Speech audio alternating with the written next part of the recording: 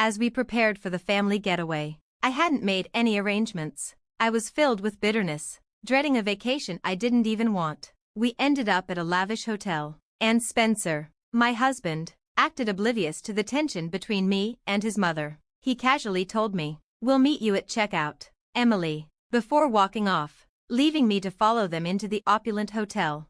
I'm Emily, a 30-year-old stay-at-home mom. I live with my husband, Spencer, my mother-in-law Kate, and our son Sin, who turned 3 this year. Spencer and I met 7 years ago through a blind date, and after a few years, we married and had Sin. We lived a quiet life without many issues, and neighbors often commented on how in love we seemed. But after Sin's birth, things began to shift. 6 months ago, my father-in-law passed away, and Kate moved in with us. The last time I saw her was at our wedding and once more when we visited her to announce our engagement, so it had been a while. My first impression of Kate wasn't great. My father-in-law was kind to me, and I always felt comfortable around him.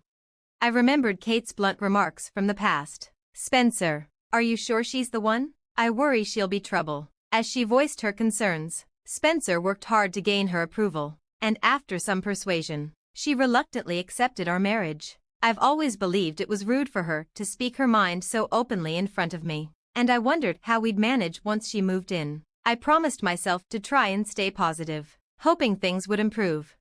When Kate and her belongings arrived, I helped her unpack. She was very kind to Sin and took care of him while Spencer and I finished unpacking. I asked him to handle the heavy items while I took care of the smaller things. The unpacking went smoothly, but she commented on every little thing, even a fake plant I had placed to brighten the room. I wasn't thrilled by her disapproval but decided to move it to where she wanted. She kept her distance, choosing to watch TV instead of offering help. Meanwhile, I juggled taking care of Sin and finishing up the tasks. She scolded me for not paying enough attention to him, even though I was busy with both him and the unpacking.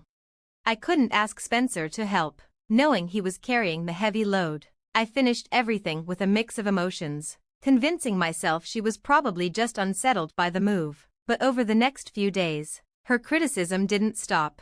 One morning, I woke up early to prepare breakfast, hoping for a brief break afterward, but the house was a mess, and Kate insisted that I clean it before resting. She constantly criticized me, never lifting a finger to help herself while she was rarely home during the day.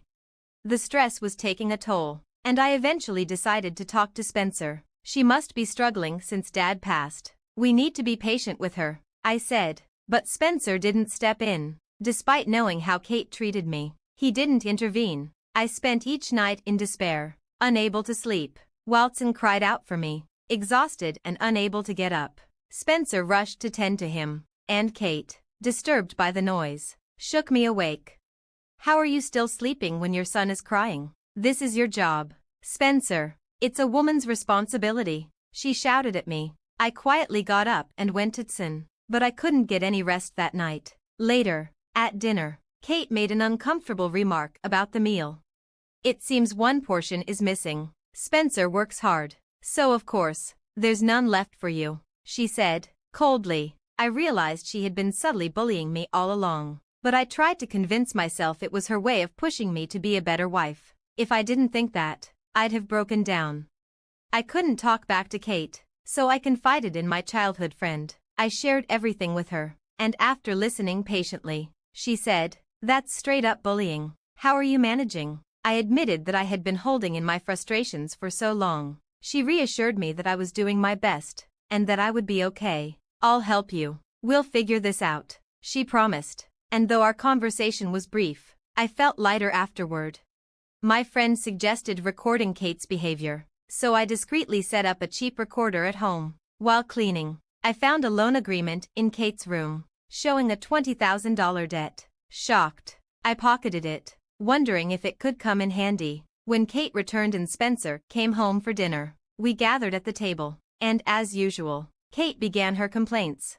"By the way," she casually mentioned, "my friend gave me a coupon for a one-night stay at a 5-star spa hotel." I knew she was hinting that she wanted to go, and Spencer eagerly agreed. Walton was excited about the idea. I, however, dreaded the thought of it. But then Kate unexpectedly invited me to come along.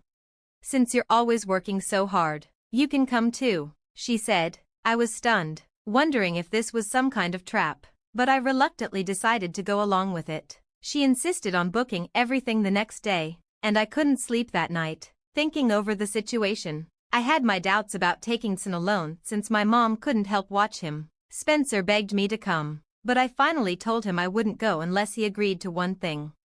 I found this, I said, showing him the IOU from Kate's $20,000 loan. He looked at me in disbelief, unable to believe his mother had hidden such a debt. Can we help her with this? He asked, knowing I managed our finances. I refused. I didn't want to help someone who had treated me so poorly. While I understood his desire to support his mother, I couldn't let go of my feelings. I will help with this trip, but only if you accept my terms. I suggested that the first condition was that Spencer must step in whenever Kate mistreated me. The second was that he needed to create a set of house rules, write them down, and post them around the house. If she refused to comply, we'd ask her to leave. Spencer agreed, and I asked my friend to post the rules while we were away. We decided to stick to our usual routine until after the trip, planning to confront Kate afterward.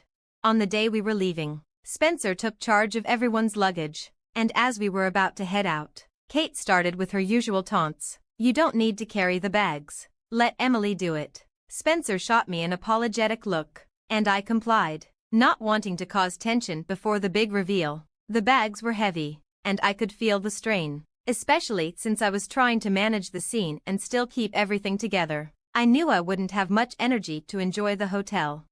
We traveled a bit farther by bus and then took a winding mountain road to the hotel. The place was gorgeous both inside and out, and Scene was thrilled, exploring every inch. Kate went to check us in, and as I reached for my bag to head to the room, she dropped a bombshell. Were you planning to stay here with us? I only made a reservation for 3. I was confused, and it became painfully clear that from the start, Kate never intended for me to stay. As the situation sank in, I was stunned. Where am I supposed to sleep? Then, I asked. She shrugged nonchalantly. I don't know. I don't care. Maybe you can camp out in the woods. Her casual attitude was infuriating, and I almost snapped at her. But she and the rest of the family disappeared down the hall, leaving me with a nonchalant, "See you at checkout." I stood in the lobby for a while, completely stunned, before finally deciding to leave the hotel. I knew something was off, but I didn't expect her to go this far. Tears welled up, but I kept them in check. Spencer texted me a quick, "I'm sorry," and I couldn't even respond. By the time I left, it was past noon, so I grabbed lunch at a cafe and found a quiet field to watch the night sky. As soon as I sat down, my friend called, furious about what had happened. She offered to pick me up, but I refused. I appreciated the offer, but I feared that leaving would only give Kate what she wanted. I wasn't sure what she'd do next. After the call, I decided to contact a lawyer, just in case. I sent over all the evidence, planning to sue Kate for emotional distress if she forced me out after the trip. The lawyer said I could take action if we proved there was no premeditation. He reassured me that the evidence was solid. After the call, exhaustion hit me hard, and I lay back in the field, staring up at the stars, letting the fresh air calm me.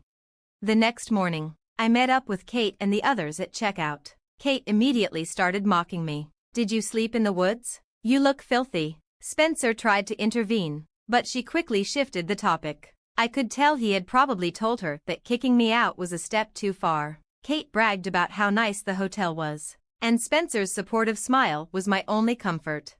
On the drive back, Kate stormed in and shouted, "What's all this? Rules everywhere? Don't mess with me." She had obviously read some of the rules, and her face went red with anger. Spencer then showed her the IOU, and her expression drained of color. She tried to deny everything at first, but eventually, she admitted to spending her late husband's life insurance money. When the funds ran out, she started borrowing from Spencer, unable to break the habit. We followed through with our plan. Spencer firmly stated, "I can't have someone with debts living here. I'm asking you to leave." I showed her the recording of her mistreatment, and as she listened, her face went white. She begged me to let her stay. I told her she could stay as long as she agreed to follow the rules and stop her aggressive behavior. She quickly agreed, apologizing profusely. It was strange to see her so vulnerable, and for a moment, I felt a strange sense of satisfaction. Spencer sat me down and began yelling at Kate about the debt. I could see how much his respect for her had shattered, and she must have never expected him to scold her like this. She frantically apologized, clearly rattled by the whole situation. Once everything was settled, Kate remained silent, staring at the sky for the rest of the day. The atmosphere in the house had shifted. The next morning, as I was preparing breakfast, Kate made her usual snide comment, but this time, Spencer stepped in, saying firmly, "Mom, we talked about this yesterday." Kate was caught off guard and retreated to the couch. I nearly laughed but kept it in and continued with breakfast.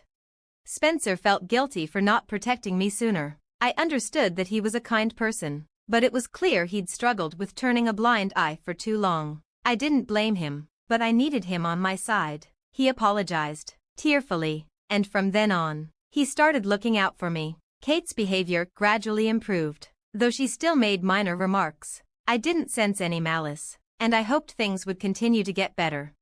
Spencer and I worked together to help pay off Kate's debts. The monthly payment was $700, and I got a part-time job to contribute while taking care of home responsibilities. Kate helped with getting my son to and from daycare, doing well despite her bad habits. Spencer managed the finances. Slowly, things began to improve. Though dealing with Kate made me consider divorce at times, I couldn't bring myself to go that route. I found a way to rebuild my family, and I felt lucky. I was also thankful for my friend, who stood by me, listening and encouraging me through the tough moments. Without her support, I might have fallen apart. Looking back on everything, I get emotional but remind myself that I did my best to keep the family together. Even when I felt depressed and unmotivated, I pushed through to ensure that my son had a stable life, and that sense of accomplishment brings me peace. While I may never fully forgive Kate, she's still my mother-in-law, and I choose to treat her with kindness. Years have passed, and my son has grown, starting preschool. We're nearly done paying off our debts and even thinking about moving into a new house. Kate has started to help more, and my relationship with Spencer has improved. We're even considering having another child. Our family is finally stable, and I am content. I'll continue doing my best for them. Thanks for watching. See you in the next video. Stay stunned.